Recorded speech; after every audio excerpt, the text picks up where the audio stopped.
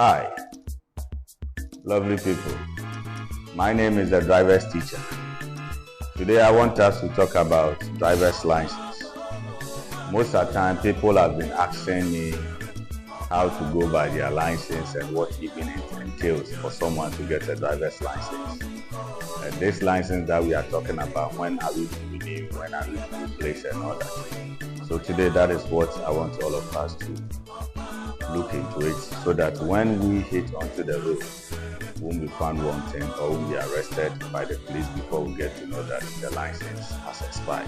Talking about driver's license, in pursuance of Regulation 26, 5D of the LI 2180 talks about it, and this is what it says.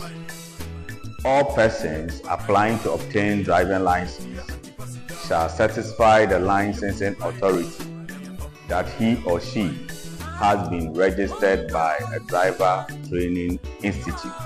So meaning, before you can obtain a driver's license in Ghana, you have to go through the driving school to learn. Also, the regulation further explains that applicants should be 18 years or more, and also the applicant should be physically and mentally fit. So you should be 18 years of age or more, and mentally and physically you must be fit or sound before you can apply for license. It further explains that applicants should be able to read or see a plate at a minimum distance of 25 meters. So meaning you should be able to read the car that is in front of you within 25 meters, and also be a holder of a BECE certificate or adult education. In other words, they said the applicant should be able to read and write.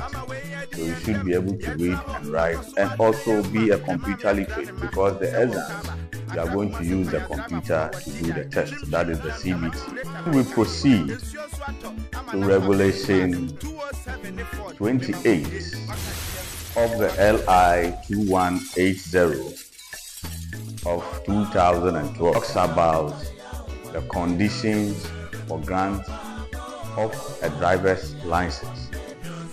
So that aspect also talks about licensing, and this is what it also says, that the licensing authority shall issue a driver's license to an applicant if the applicant has passed a medical examination prescribed by the licensing authority.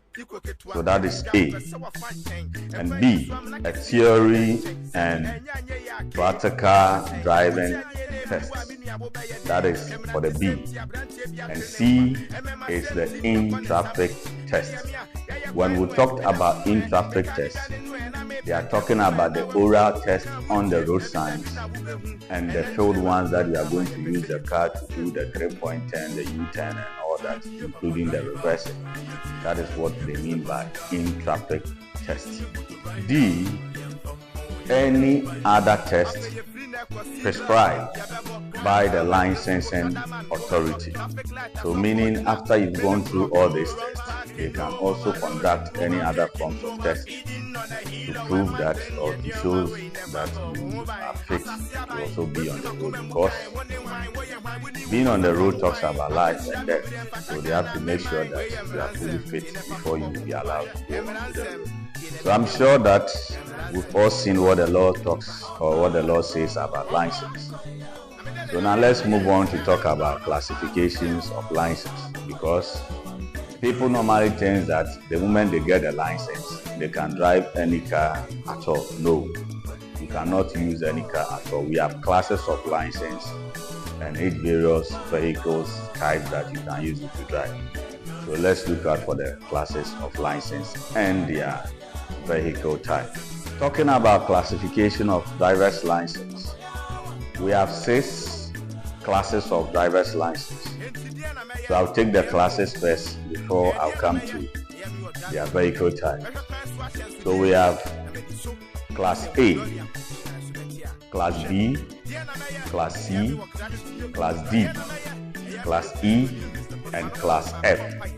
So these are the 6 classes of driver's license. Talking about Class A.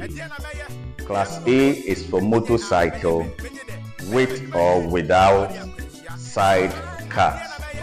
That is, if you have Class A license, you can use it to ride a motorbike. That is those tricycles, moped, and all that. Sitting capacity is 2. Class B, that is cars, cross-country, minibuses, pickup vehicles, or a car that has a sitting capacity of 1 to 15 sitting capacity. That is for the Class B. Class C is for buses and medium goods carrying vehicles, or a car that has a sitting capacity of 1 to 45 passengers. So that is also for the Class C license holders. Now we are on the Class D. So with the Class D holders, it's for buses, coaches, and heavy goods vehicles. So that is for the Class D holders, or a car that has a sitting capacity of 1 to 65 passengers. So if you are holding Class D, these are the kind of vehicles you can use the license to drive. Class E license is for agricultural, earth-moving vehicles, and industrial equipment. That is the tractors, graders, forklifts, rollers, and the bulldozers. Those are for Class E category. So if you are a Class E holder, you are not a driver but an operator. Now we are on the final class of license, that is Class F. Class F is for buses, coaches, and heavy goods carrying vehicles. Heavy goods carrying vehicles, which we popularly see them on the road. That is the articulator trucks. So mostly that is what we normally, when we talk about F, people pay attention to for the truck drivers. So we normally see them on our road.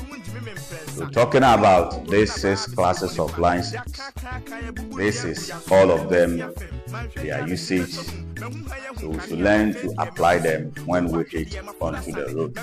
Please, talking about license, there's one thing that one needs to take note. For the new system of the license, now we have a license that can permit you to use an automatic car, and also the one that can give you the permission to use a manual car. So sometimes you'll be there and a student will call you that I've been arrested by police, and the police is saying that my license is an automatic license and I'm using it to drive a manual car. It is true. If you go for the licensing test, that is the practical or the in-traffic, and you use an automatic car, bear in mind that you are going to get an automatic license. So if you use a manual car, that is when they issue the manual license for you, which gives you the mandate to use both transmissions. So take note of that. Also, one will ask, does that mean that when I'm holding license B, I can't drive a category of C? Yes, it is true. Talking about these classes, before you can drive a class or a particular vehicle that belongs to category C or D or whatever, license is subjected to upgrade. So in your first time of applying for license, you are going to get the license B, which is the first class. So getting the license B, you have the right to upgrade 2 years of holding license B, if only you are 25 years and above. So take note of that one too. So 2 years of upgrading from B to C. Another 2 years, you can upgrade from C to D. In another 2 years, you can upgrade from D to F. So that is the range of license and how one can obtain the license F and all other classes of license. So bear in mind that your first time of applying for license, if it has to do with driving, you are going to get the license B for the first time. Meaning, when you upgrade from license B to C, you can drive category C and also drive category B as well. The same way, when you upgrade from C to D, you can also use the same class to drive category B and category C, which applies to the license F2 as well. So please take note of that too, so that you won't be arrested on the road. Now let's talk about when to renew, when to replace, and also even when does the license expire. So starting with the expiring date of the license. Every license expires after 6 years from the date of printing. So the license will take 6 years for it to expire. But please take note that doesn't mean that you are going to hold it till the 6 years before you are going to renew. No. At the back of the license, they've created 2 boxes or 2 columns with dates inscribed in them. And those dates is 2 years. So meaning license expires after 6 years, but it is subjected to renewal every 2 years. So every 2 years of holding the license from the date of printing, you need to renew the license every 2 years. So you are going to do renewal 2 times. On your 3rd time, it is not going to be renewal, it is going to be replacement. So meaning it has exceeded the 6 years. So please take note. License is subjected to renewal every 2 years and expires after 6 years. So these are some of the things one needs to do before he or she can renew his or her driver's license.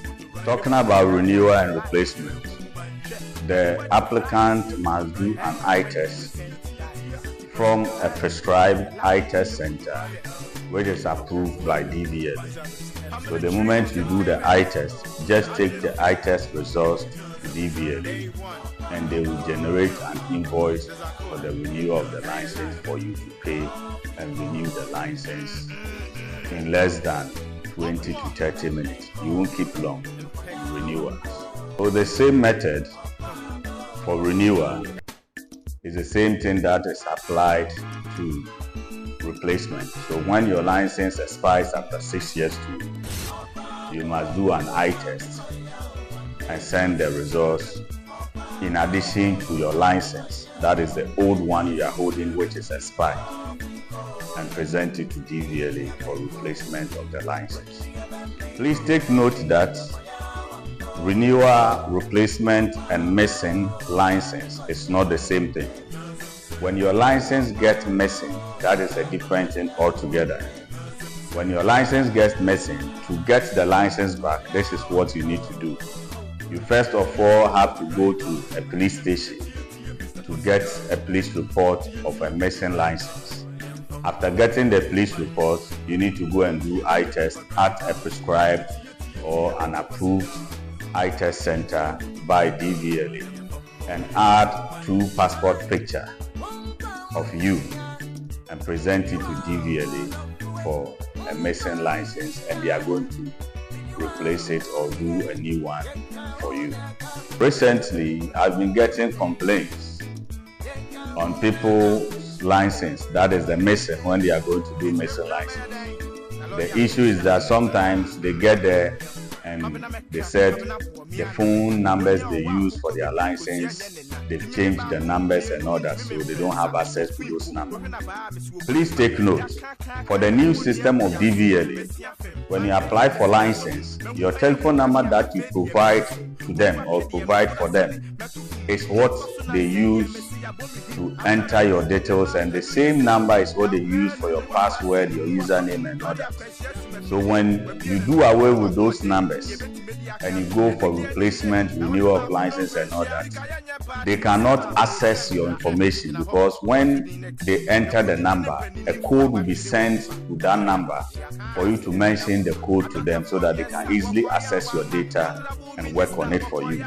So if you do away with the phone number, they cannot access it. So you have no option than to change that number to the new number that you are using. And it is not for free. They will charge you for it. So take note when you misplace your SIM or you misplace your number. Please don't forget to subscribe to my YouTube channel and follow me on TikTok for more defensive driving updates, and also to give you the best you need to know about road safety. My name is the Driver's Teacher. Call me the Driver's Teacher and I'll respond. Drive with safety in mind.